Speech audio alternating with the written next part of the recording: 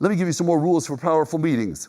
Some of you told me at breakfast last night and this morning that you wish you could be a little more productive. You wish you could get things done in less time. Well, I think most of the meetings being held in North America could be done in half the time and be twice as productive if we had some simple rules. So here are some simple rules for productive meetings. One of the rules of productive meetings for you is more people in a small room. Cram more people in a small room makes it look like a meeting is important. Don't have a very small group, very large room.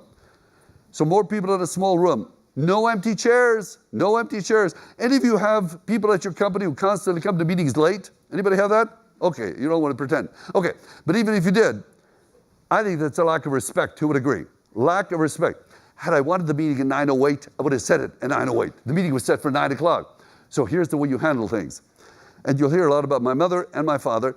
Mother very good with people in business. Dad was a carpenter and a builder, and I follow him too. Mother said, and please write down, I'll kill people with kindness. I'll kill people with kindness. Mother was so nice, you almost wanted to throw up, but you wanted to do whatever she wanted you to because she was so nice. So when somebody comes in late to your meeting and there are no empty chairs, make a big deal about it, because empty chairs makes it look like the meeting wasn't important enough. Adding chairs later makes it look like it's getting more important. So somebody walks in late, do the following. Oh my gosh, look, we have more people we expected. Can everybody move over? Let's pull up another chair. Do it nicely. I don't know about you. I would not want to be introduced too many times. Who would agree? I'll show up. I'll show up. So let them know. I know exactly what you're doing. You're not going to sneak into my meetings anymore. Whoops, look, we have more people we expected. Can we pull up another chair? So no empty chairs, more people in a small room, no distractions. No distractions. Oh my gosh, people hold meetings with so many distractions. It's amazing. So let's cover this little issue for a moment. Any of you find that some of your meetings these days have actually turned into prayer meetings? They're not praying, they're texting. And if they don't stop, they're not going to have a prayer. But let's not get carried away. So I'm going to give you a choice today concerning your phone.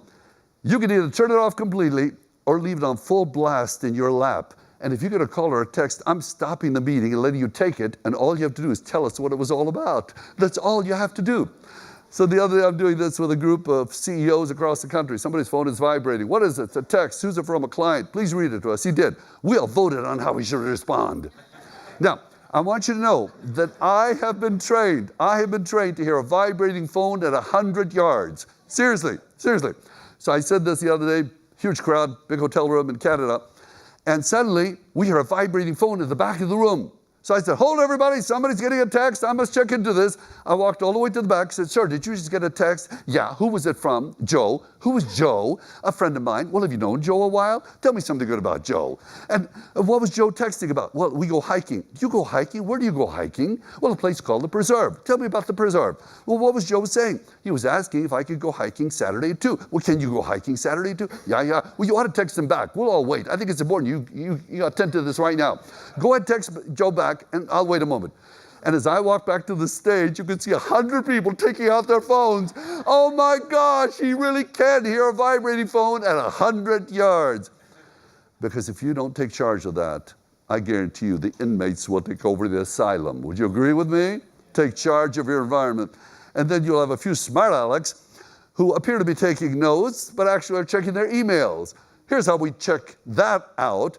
Walk over to where they are, look over their shoulder, and look right into the computer or their phone, and don't say anything there, and don't say anything later to embarrass them. Meet with the person and say the following. John, Mary, if you were running this morning's meeting and everybody was supposedly paying attention and someone was actually checking emails on their phone or their laptop, what would you do about it?